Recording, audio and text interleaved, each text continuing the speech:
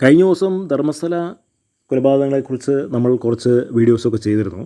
ഇപ്പോൾ യുദ്ധകാലാടിസ്ഥാനത്തിൽ ധർമ്മസ്ഥലയിൽ മൃതശരീരങ്ങൾ കുഴിച്ചെടുക്കാനുള്ള ഒരുക്കങ്ങൾ നടന്നുകൊണ്ടിരിക്കുകയാണ്.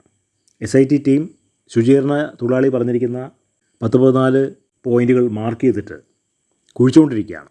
ആദ്യത്തെ ഒരു 6 സ്ഥലം കുഴിച്ചപ്പോഴേക്കും ഒന്നും കണ്ടില്ല. പക്ഷേ പിന്നീട്, അതായത് ഇന്ന് 7ാമത്തെ സ്ഥലമൊക്കെ കുഴിച്ചപ്പോൾ ചിലവരുടെ ആധാർ കാർഡ്, അവരുടെ ഡീറ്റെയിൽസ്, വസ്ത്രങ്ങൾ, തലയോട്ടി, അസ്ഥിഭാഗങ്ങൾ ഒക്കെ കിട്ടുവാൻ ഇടയായിത്തീർന്നു.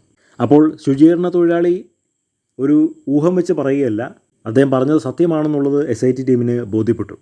10-20 വർഷം മുമ്പ് നടന്ന സംഭവമാണ്. അതിനിടയിൽ ഒരുപാട് വെള്ളപ്പൊക്കവും കാര്യങ്ങളൊക്കെ അവിടെ വന്നിട്ടുണ്ട്. അതുകൊണ്ട് വെള്ളപ്പൊക്കം വന്ന സമയത്ത് കുറേയൊക്കെ അഴുകി ആ മണ്ണൊക്കെ അങ്ങോട്ടും ഇങ്ങോട്ടും കയറിയിറങ്ങി പോകാനൊക്കെ സാധ്യത ഉണ്ട്.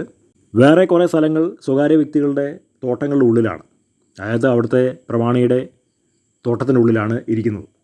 അവിടെ സെർച്ച് ചെയ്യണമെന്നുണ്ടെങ്കിൽ പ്രത്യേക അനുമതി വേണം. അത് കോടതി മുഖേന മാത്രമേ സെർച്ച് ചെയ്യാനായിട്ട് പറ്റുള്ളൂ. ഇപ്പോൾ സെർച്ച് ചെയ്യുന്ന ഭാഗം നേത്രാവതി നദിയുടെ അപ്പുറത്തും ഇപ്പുറത്തുള്ള ഭാഗങ്ങളാണ്. അതും ഉൾക്കാടുകളാണ്. അത് കാണുമ്പോൾ തന്നെ ഭയം ഉളവാകുന്ന ഒരു കാര്യമാണ്.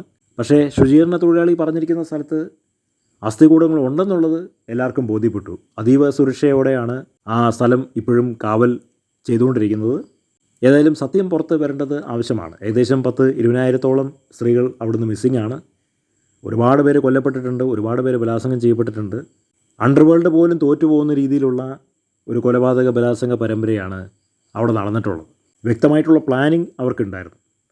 കൊലപാതകം ചെയ്തിട്ടുള്ള വ്യക്തികളെ ഒരു കുഴിക്കകത്തും മറ്റൊരു കുഴിയിൽ അവരുടെ ഉപകരണങ്ങൾ, അവരുടെ മുതൽ, ബാഗുകൾ ഒക്കെ കുഴിച്ചിടുന്ന ഒരു രീതിയാണ് ഉണ്ടായിട്ടുള്ളത്.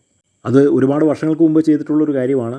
പക്ഷേ ഇപ്പോഴും ദൈവം വെച്ചിരിക്കുന്ന ഒരു തെളിവ് എന്ന നിലയ്ക്ക് അത് പുറത്തേക്ക് വന്നുകൊണ്ടിരിക്കുകയാണ്. സത്യം എന്തായാലും പുറത്തേക്ക് വരും.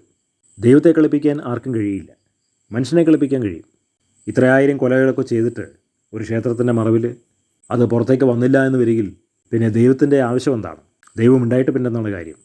അതാണ് കാര്യം. അപ്പോൾ ഇതെല്ലാം പുറത്ത് വരും.